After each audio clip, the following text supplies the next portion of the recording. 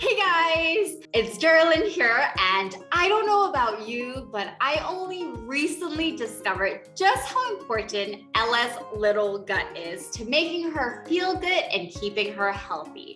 So I thought it was time to just find out more, not just for me, but also so that I could share with you guys. So today I'm going to be chatting with Dr. Lim. Hi, Dr. Lim. Hi, Geraldine. Very happy to talk to you today. Thanks for the chance to chat. Maybe we just start with the basics. What does good gut health even mean? Well, Geraldine, the gut plays an incredible role in every child's healthy development. Good gut health actually means that the body has a good balance of bacteria that helps with digestion, mitigation of allergy risk, and strengthening of the immunity. And there's also some possible links to cognitive development. So to put it simply, a happy gut means an all-round happy, healthy Ella. Okay, but how do I actually know that Ella's gut is healthy? I mean, it's not like I can look inside of her, right?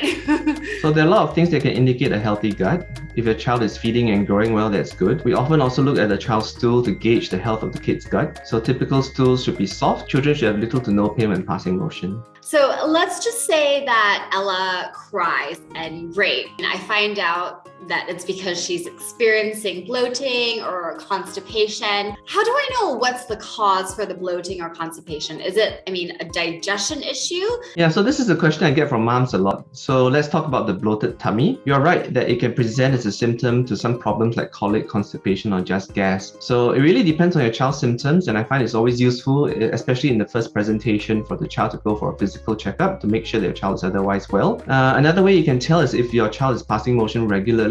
The typical frequency should be about once a day, at most once every 2 days, and your child should be exerting only minimal effort to pass their stools. A healthy gut will also be colonized with good bacteria, so this is usually referred to as the gut microbiome. Microbiome sounds familiar, but maybe you can refresh my memory. The gut is home to like 1 trillion bacteria, and you can think of these bacteria as your little resident army inside the gut.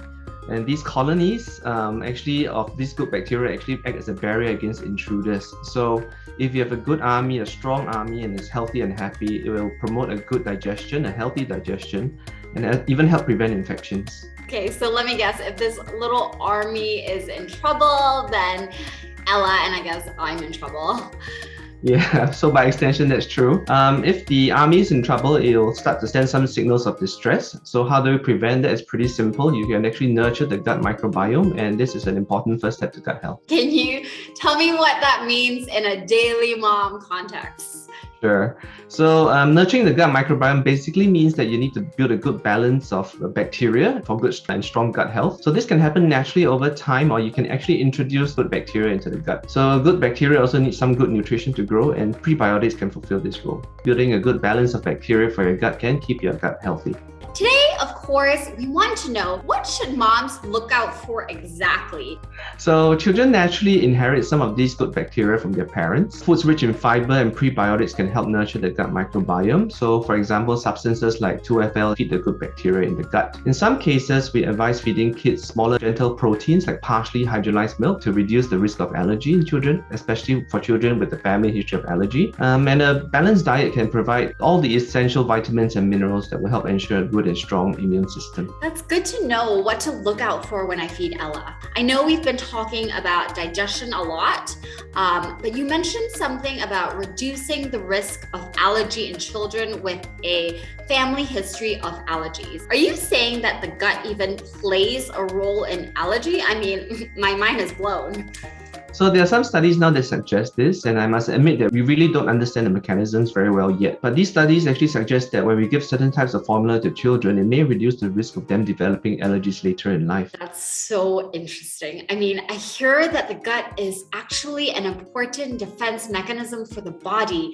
Can you tell me more about it? So that's very true. So the gut is actually a very important barrier and defense mechanism for our body. The gut plays a huge role also in the immune system. So the inner wall of the gut is actually very important. It develops and maintains a barrier system that keeps our body healthy. So having a strong gut wall keeps your child healthy as well. Having said that, this is also where most of the foreign antigens or the foreign proteins are experienced by the body. So this is where your body first gets to know about foreign particles, and this is where some allergies can happen and are triggered from. So I guess this means that there's a need to strengthen the gut wall and have a good balance of good gut bacteria, and that lowers the chances of possible allergies.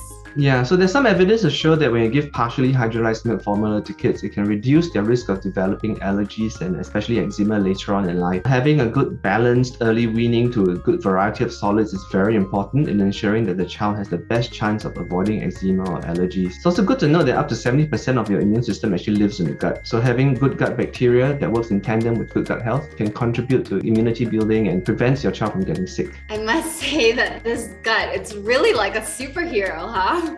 Yeah, so that's why it's really important that as our children are growing up, we provide them with good balanced nutrition. And as we learn more about the gut microbiome, this role of providing good bacteria to the gut may become increasingly important. Thank you so much, Dr. Lim. Thanks, Geraldine, and goodbye. I'll see you next time. Bye, guys.